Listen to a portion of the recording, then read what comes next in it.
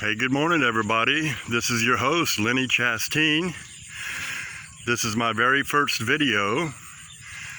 I am in Nong Makai, right out of Kupawampi, about 8 kilometers, on a farm in Thailand. The sun is just now coming up. It's very early in the morning. And I'm at the farm. This is my first video.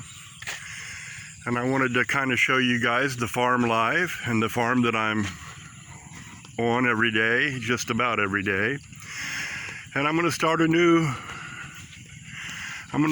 chapter, a new channel, called it Lenny's Adventure Thailand, Food, Farm, and Travel.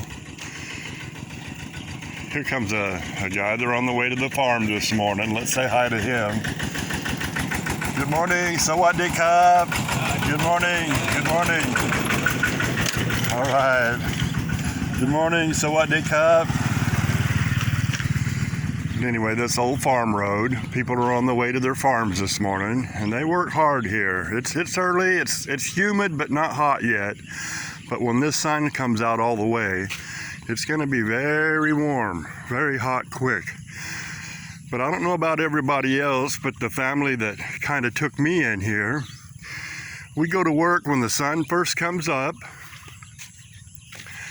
and then they work till about 10 o'clock in the morning, and then we shut down and we head back to the house.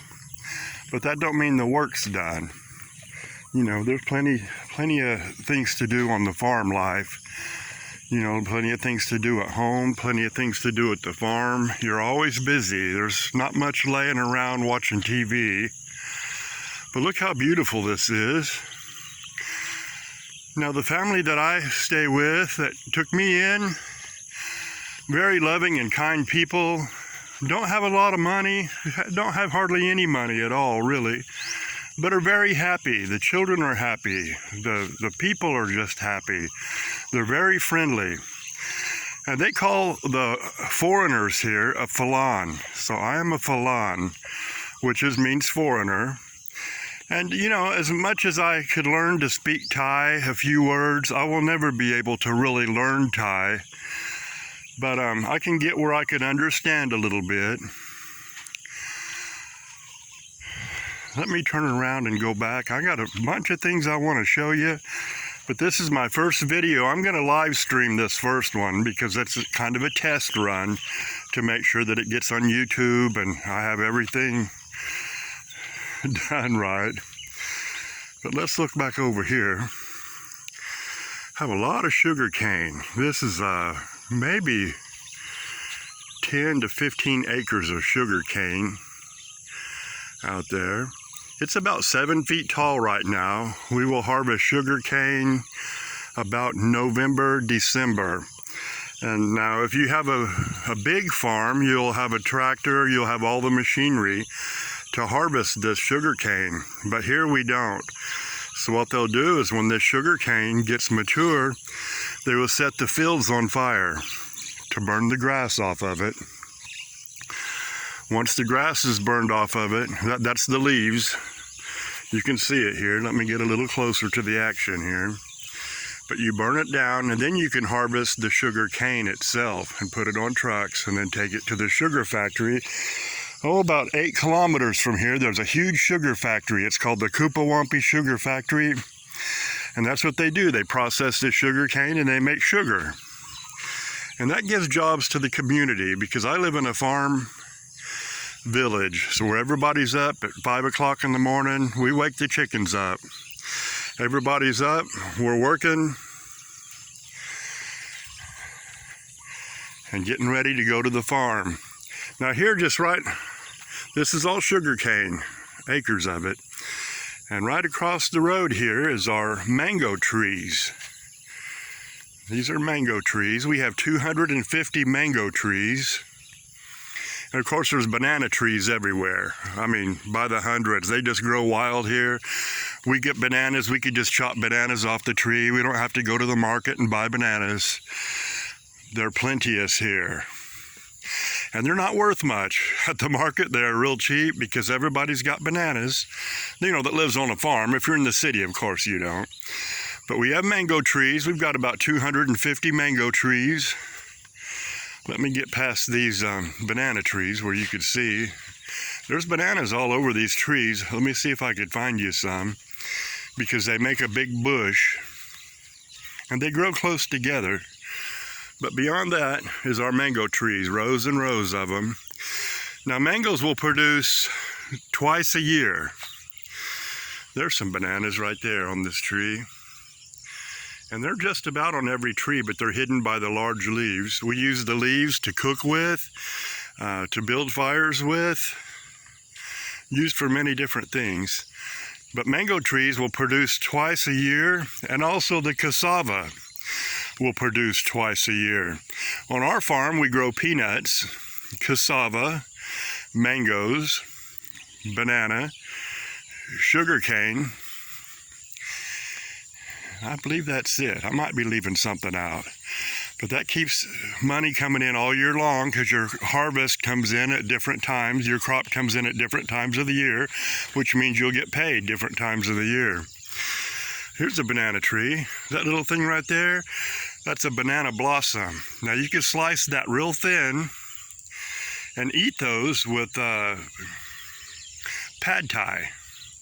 And pad thai is real good. It's kind of like a sweetened noodle with peanuts on it, a red sauce. It's delicious. I like pad thai. I don't care too much for the banana blossoms because they're kind of bitter. But it's a big thing here. I don't eat bugs. I don't eat rats. I don't eat nothing weird, but I do eat a lot of good Thai food. And it's delicious. It's healthy because they don't cook with a lot of oil. And we don't use butter and dairy here, no milk, no butter. You know, it's just stir-fried up, and it is delicious, very good. Use a lot of coconut milk.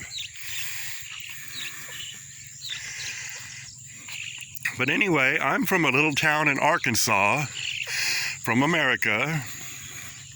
I'm from Fort Smith, Arkansas, right on the Oklahoma border. Uh-oh, here comes somebody. Sawadee Cup. On the way to the farm this morning. But I'm from a little town in Arkansas, Fort Smith. They probably have 80,000 people, and they may have up to 150,000 people when everybody comes from the countryside and comes into town to go to work. Uh-oh. Sawadee Cup. Good morning. Good morning. I'm going to buy me one of those the first of the year. I'm going to get me a Honda 125 and have a sidecar put on it. And that's going to be my ride to the farm, to the little, the big, I call it the big city, but Kupawampie, they probably have 2,000 people live there. But here's our still mango trees in the background, sugar cane. And way in the back, if you could see that patch of green, it looks like grass, that's one of our rice fields. We have more than one. But it's very nice and pleasant here this morning. A good time to take a walk. I love the countryside. Once the people get in their fields, I could walk these, excuse me, I could walk these country roads for miles. Miles and miles of farmland out here. Now we're in the rainy season, although it may not rain till later on today, but it's been raining every day, and at times very hard rain, and for 2 or 3 days in a row non-stop. But right now we've kind of got a break in the weather. The weather is a little cooler now. Just 2 weeks ago it was getting 110 degrees. It was getting 43 Celsius, which is about 109.4 degrees. And 85% humidity. But like I said, I'm from Arkansas. I moved to Thailand December 4th of 2019. I retired early. I had some rent houses. I sold everything I had. I visited Thailand and Laos, about 6 years ago, and I knew when I came here, I fell in love with it. And I thought, I knew this is where I was going to retire. I just knew. And so I've made plans accordingly. I saved money. I sold everything I had. I mean everything. I just came to Thailand with 3 suitcases, you know, and, clothes, and that was about it. Uh-oh. Let me go back here. I want to go down this road here. But I sold everything I had, moved to Thailand. Now, it's not easy. You can't just pull up roots and move all the way halfway around the world. I'm 12,000 miles from America. And then when you get to Thailand, it's not easy. They don't make it easy for you. You have to jump through a lot of hoops to get your visa. But I did it.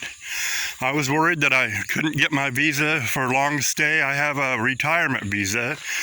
And when you come here, you have to have money in the bank. And they don't let you come here broke. So you have to have 800,000 baht, which is about 25,000 American dollars, in the bank at all times. Now, you can't spend some of it, but every year, 2 months before your visa needs to be renewed, you have to make sure your money is back in the bank because they want to see it. They want to make sure that you're not here broke. And of course, I have a good retirement. I'm breathing hard already because it's humid here, so I'm sucking wind. I don't smoke cigarettes, but, I'm walking and talking. Now, this right here last week, about 10 days ago, this was all cassava plants. But we pulled the cassava all up and harvested a cassava is a root vegetable that they make tapioca. They make those shrimp chips and stuff like that with. I don't think you could just cook it and eat it on the table. Maybe you can, but it's real starchy. And they do that instead of, they don't do potatoes here, they do rice. Although you can buy potatoes, but you eat rice every day. You don't eat potatoes, but every once in a while. Now, I buy potatoes and take home because I like fried potatoes. I'm a country boy. I like my fried potatoes and onions and scrambled eggs. But I have to do that myself. Because anywhere you go, they don't sell that. They don't sell that at the restaurants, so that's something you do on your own. But this was all cassava. But now it's ready to till back up. Bring the tractor in here and till the soil up. And then you could replant cassavas for another season in about 6 or 7 months or so. But we try to let the cassavas get 6-7 feet tall before you harvest them. That way the roots get real big, and then you get money to keep the farm going. And these right here are palm trees. We have quite a few of these on the farm. I asked, what are these palm trees for? Because I thought that was weird, but we've got quite a few of them. I'm going to plant a few at my house. And those are for palm oil. They have a fruit. It's kind of like a coconut, but you don't eat them. It makes palm oil. And of course, you sell that to the market. Hey, Cookie. Cookie, come here. This is our little farm dog, Cookie. Hey, Cookie, what are you doing? He loves coming to the farm, but you have to go home and pick the ticks off of him every day. But anyway, I just wanted to show you our farm and tell you a little bit about myself. But my name of my YouTube channel is going to be Lenny's Adventure Thailand, Food, Farm, and Travel. As soon as I'm building a house right now, as soon as it's finished, I'm going to start traveling. My first place is going to be Hua Hin, and they got a beach there, nice resorts. Everything's cheap right now because there's no foreigners. Our borders are closed probably till the first of the year. But anyway, keep in touch, subscribe to my channel, and I'll keep you informed about the farm, food, tradition, and lots of travel. Bye-bye.